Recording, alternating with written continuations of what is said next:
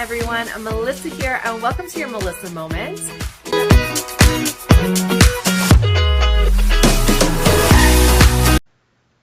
Hello, everyone. Melissa here. Welcome to your Melissa Moment, and welcome to the final episode of Las Vegas Weeks.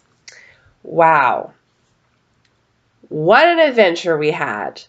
And I'm so glad we got to share with you some of the things we did and purchased. And overall, it was just a really great trip. So to wrap up Las Vegas Weeks, I just wanted to do a quick little kind of, final thoughts on everything. And there was a few little tips and tricks that I wanted to share with my fellow friends who may be going to Las Vegas. So it was a great trip for us. We had a great time. There's really nothing bad to say about our trip. Like I said, even the WestJet strike action, it did cause us to stay in Las Vegas for an extra 4 or 5 days. We were okay with that. So we had a great time. So a couple little tricks or things that we learned, and we've been going to Vegas for a long time. The hotel trick. The hotel trick. Heard about it a lot. Never really done it before. When you check into a hotel, now I cannot speak for all hotels in Las Vegas. I can only speak to our experience. We had a room at the Bellagio Hotel. We had a standard room at the Bellagio Hotel. When my husband went to check us in to our standard room at the Bellagio Hotel, we had our 8-year-old daughter with us, which number one was always a bit of a help because she is very outgoing and she's an extrovert and she's very social and she likes to talk and she likes to, she's just the cutest. Like she'll just start talking to someone and, she's just really sweet and a lot of people really like her. And when we had her with us at the Bellagio, we ended up where she was so nice to the lady helping us. The lady let her pick a little stuffed toy for free. It's like, okay, well, this is a good start. My husband, they asked for your ID. So when my husband, was it ID or credit card? I don't know. They asked for something. So my husband handed her a piece of plastic, whatever it was. And he had a $20 bill folded up with it. And he handed it to her and said, I understand you're really busy and there's a lot of people checking in and out, but, if there's any upgrades available, we would be really appreciative. And just hands her the plastic with the extra $20 bill. And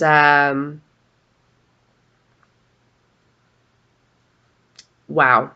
We went from a standard room to a 34 4th floor overlooking the fountain room with complimentary slippers and silk robes. And does the $20 trick work? I say it does. I say it does. We had a great time. So I know a lot of people maybe are uncomfortable or awkward or, they're like, oh, I don't know if I could do that. Excuse me, guys. Oh. And I get it. I don't know if I could. My husband's a lot more outgoing than I am. But it worked. We got a fantastic room. So that was nice. So that's a little trick. A tip. Now, a lot of people who go to Las Vegas, they go for like a weekend, right? Or a short period of time, 3 or 4 days. Usually you stay on the strip the whole time because, your tourists. And where you go in Vegas is the Strip. That's where everything is for tourists. So usually you stay on the Strip, you just walk to wherever you're going. But if you are renting a car, okay, and this is something we just learned this time around. If you are staying there for an extended period of time, or even if you're not, but if you're just renting a car, a couple of things. Every time we go, we rent a car because we have a condo there and we don't stay on the Strip, so we need to get around. We have always gone with Thrifty for renting a car. That's just who we've always gone with. I usually let my husband take care of the car rental. And that's who we've just always gone with. When we first started going, they had the best price, whatever. And we just, every time we just go back to the same place that we always get our car from. This time, however, we did rent from Thrifty initially, okay, for our trip. But because of the WestJet strike, we had to extend our car rental for 4 or 5 days. Now, whenever we get the car rental with Thrifty, we always usually pick like a mid-sized vehicle because we have, luggage and stuff, and I'm a shopper, so I need the room. And we always get the second driver because both myself and my husband both do the driving when we're in Vegas. A lot of times I'll wake up early, go to the gym, I need to take the car. I'll go shopping by myself, I need to take the car. He has a couple comedy shows that I'm not going to, he takes the car. Like, it's just we both need to be drivers on the car. And we've always done that through Thrifty. And because of the WestJet strike, we had to extend our car rental. But my husband was like, you know what? We could extend our car rental, but it's going to be more money.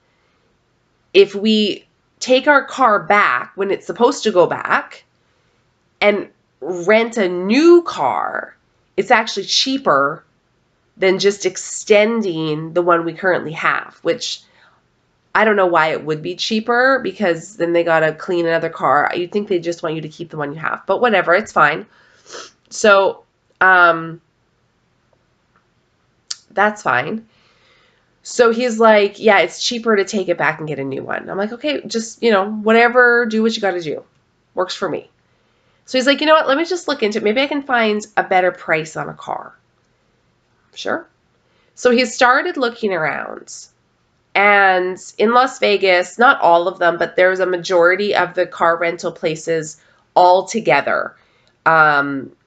And there's a shuttle from the airport that takes you to the car rental place. And I don't know how many there are, like 6 or 7 different car rental places in this one little area. So he was kind of looking at the different prices in there, and he's like, Alamo actually has a pretty good price for a car. I'm like, okay, sure. Like, I don't care where we get a car from. It doesn't matter to me. Best price, right? And he's like, do we need 2 drivers though?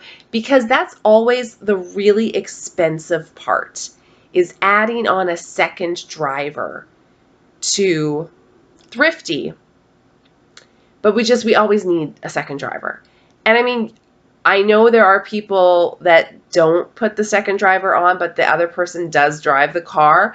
That's risky because if you ever get into an accident or something and the person who isn't on as the driver is the one driving when the accident happens, then you get into a whole bunch of stuff and you're in a different country and it's just all bad. So we always just pay for the second driver. But he's like, it's only 4 or 5 more days. Do we need the second driver? Do we have to pay for that? And I said, well, no, but I need to drive because I get up to go to the gym. You technically don't have to drive because anywhere you need to go, I can drive you to. I'm either with you or I can drop you off. So if we're only going to have one driver, it should be me. right? Just based on our situation. And he's like, yeah, I think that's fine. I'm like, okay, great. So we ended up going to take our car back. Now, here's another interesting thing. Every car rental place is different. So we drove. We have to have your car back by a certain time. No problem. We had it back by a certain time. So we dropped the car off. Then we went into the building to Alamo. We dropped it off with Thrifty. Now we're in the building. We go to Alamo. And there's a bit of a lineup. Not a problem. They have people to help you, or they have computers so you can kind of do it yourself. It's like, oh, okay, great.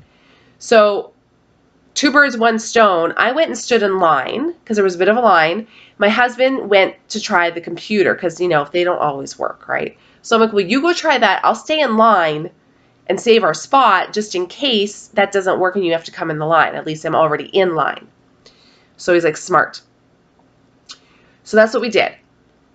And one employee was kind of going around checking people on the machines, making sure they were doing okay. And she says to my husband, you need your passport. We have never needed our passport with Thrifty. We've never needed it. Just your ID, just your driver's license. Well, because we weren't leaving, we didn't have our passports with us. Our passports were 15 minutes away back at the condo.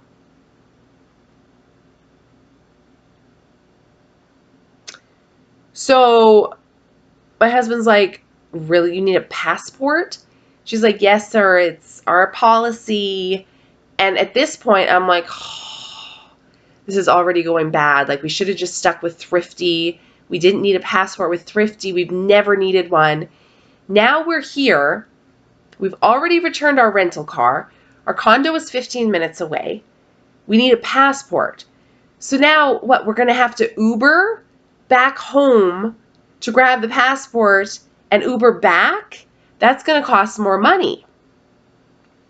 But my husband is smart. And I know he's going to come at me for saying that. He's like, oh, I got you on film saying I'm smart.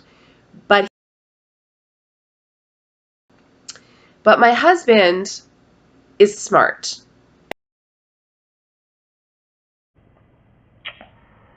But my husband is smart. He's like, technically, we still had 10 minutes of our original car rental left because you have to have it back by a certain time. We had 10 minutes left. So he's like, maybe we can run back and get the car we just dropped off. If they haven't processed it yet, maybe they'll give it back to us. Okay. So we run back. I mean, we didn't run, but we walked quickly back. And it was still kind of in the lineup. So he went up to a guy, explained the situation. He's like, look, I still have some of the time of our rental. Our condo's 15 minutes away. He's like, we're 5 minutes away. We just got to run, pick something up, and come back. Apparently this happens all the time. Apparently. Because the guy was like, yep, no problem. Happens all the time. Key's still in it. There you go. Perfect. So now we're worried because technically we only have 10 minutes of this rental left. And with these rental companies, it's all a computerized system.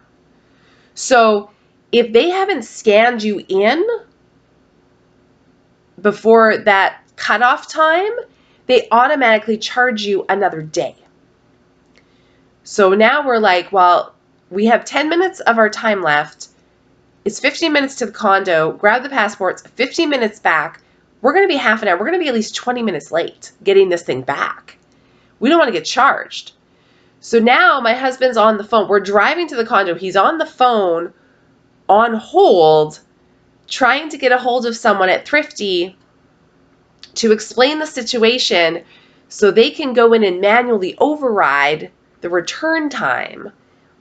And the whole time, I'm just like, oh, we should have just stuck with Thrifty. We wouldn't have this problem, blah, blah, blah, blah, blah. And I'm just saying this in my head, right? Like, and I'm getting nervous. I don't want to get charged again, you know. So it's fine. Get back to the condo. I run in, grab the passports, back in the car. We drive all the way back. Okay, all the way back. And then we had dropped the car off again for another moment. So, dropped the car off with Thrifty a second time. Have our passports this time. So we get back to Alamo, get in line, and we're waiting. I'm like, okay. So he's still on hold with Thrifty this whole time. We're in line and he's on hold. Excuse me. At this point, we were supposed to have the car back already, but he hasn't even talked to a person yet at Thrifty. So I'm like, well, that's it. We got charged. So finally, the person on the end of Thrifty answers. My husband explains the situation. Well, apparently, when we came in the first time, they already checked that the car was back. So we didn't have to rush. According to them, the car was already there on the lot, even though we took it out again. So we may have sped just a little bit on the way back because we didn't want to get dinged, but we didn't have to because it was all fine. So once we knew that, I started to calm down a little bit, and this is all internally, just in my head. I'm like, oh, okay, we didn't get charged, we're fine. So we're at Alamo.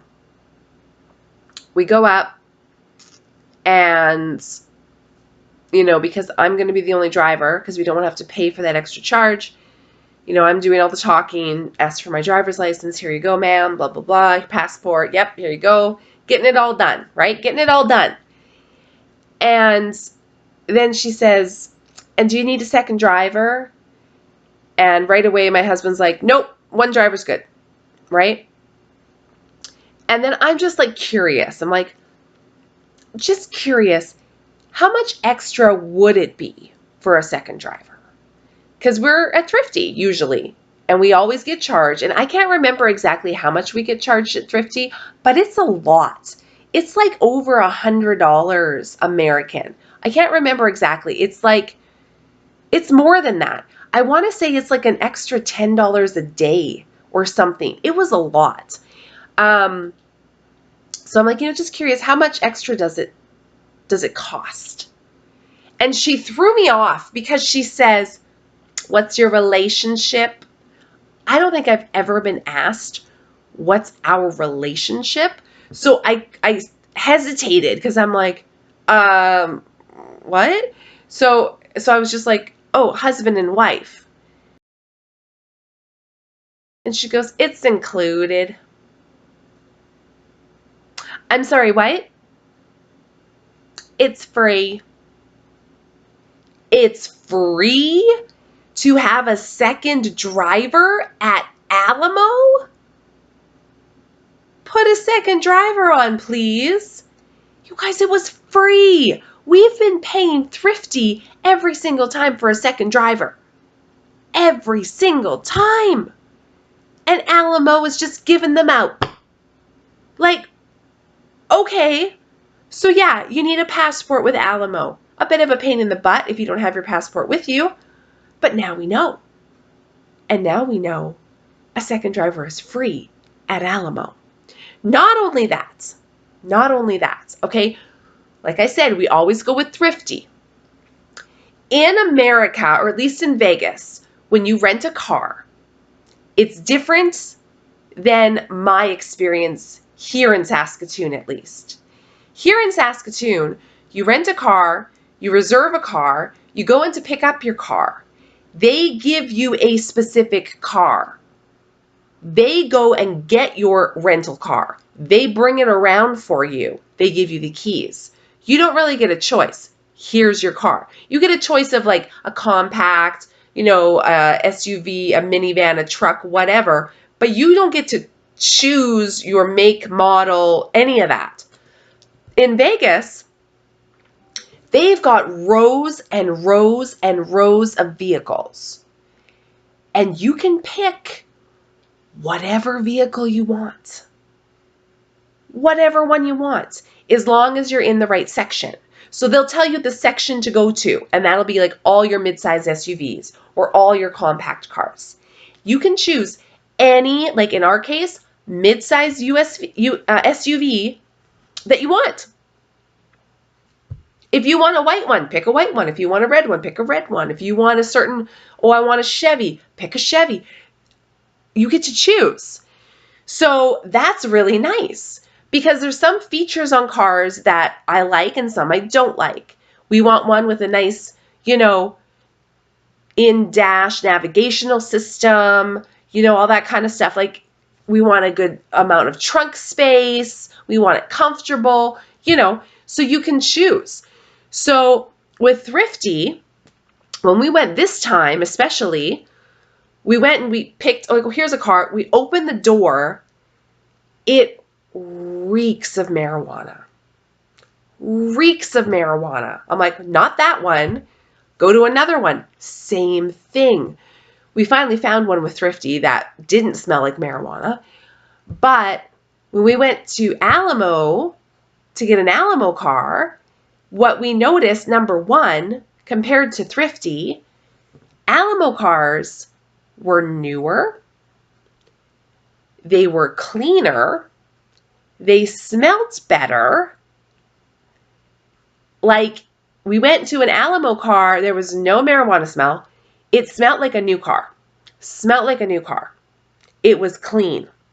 Not only that, I got text messages. When we picked out our car, I got a media text message, thank you for choosing Alamo. If you ever have any issues, please feel free to call or text this number. I also got emails. When we returned the car to Alamo, thank you so much for your business. Like, it was all in there. It was all in there. When we went, my husband's really smart. Every time we pick a car, he's like, is it a full tank of fuel? Because they ding you, right? When you take your rental car back, you got to have a full tank. So it wasn't quite a full tank. So when he went up to check it out, when we go to drive out, you give them the paperwork and they register that car to you and all that stuff. He's like, yeah, can you just mark down that's not a full tank, that I don't have to have a full tank when I bring it back? And she says, what kind of car is that? And it was, I think it was it a Chevy Equinox, I think. I don't know how it worked. They had some kind of computer chip or something that literally told her how much fuel was currently in the vehicle. She didn't even have to get out and look at the car. It just boop popped up. Oh, you've got this many gallons, because they go by gallons, right, of fuel. As long as you have that many gallons when you bring it back, we're good. Like, okay, Alamo, I see you there. Like, it was awesome. So we have decided going forward, Alamo is getting all of our business. And it's a lot because they were super helpful, super nice. The cars were better. The service was better. The price was better. So if you ever need to rent a car, especially in Las Vegas, check out Alamo. Just make sure you have your passport. Very important. So that's one thing that we learned this trip that we did not know before that. Let me see what else there was, guys. There wasn't a whole lot. That was kind of the only things that came up this trip that I was like, ooh, I want to share that with you guys. There was a few things we wanted to do that we didn't get a chance to do this time around that we're planning to do next time. So, for example, we wanted to do a drive-in movie. We've done them there before. We love it.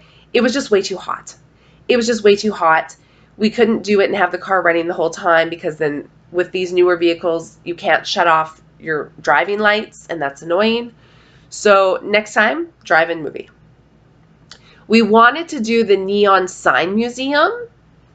Again, we've never done it. We wanted to do it. It's a little pricey. It's like $63 US a person.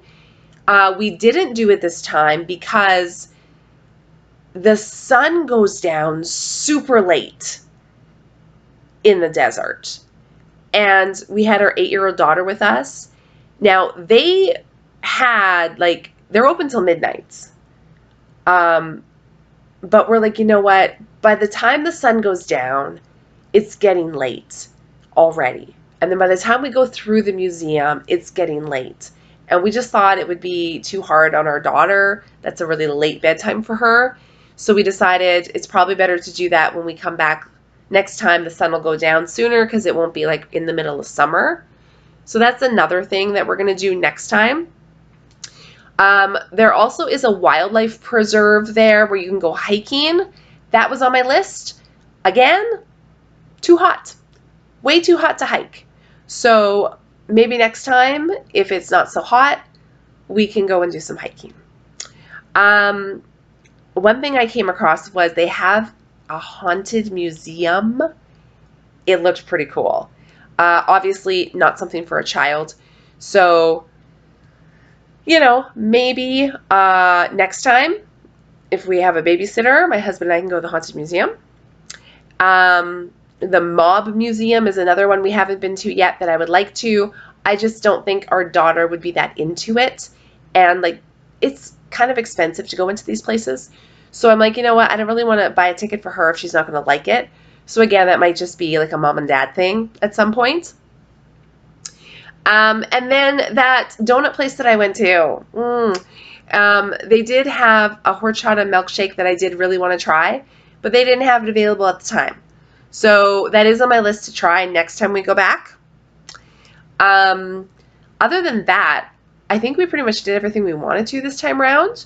The highlight, I think, for my husband was definitely the pinball museum.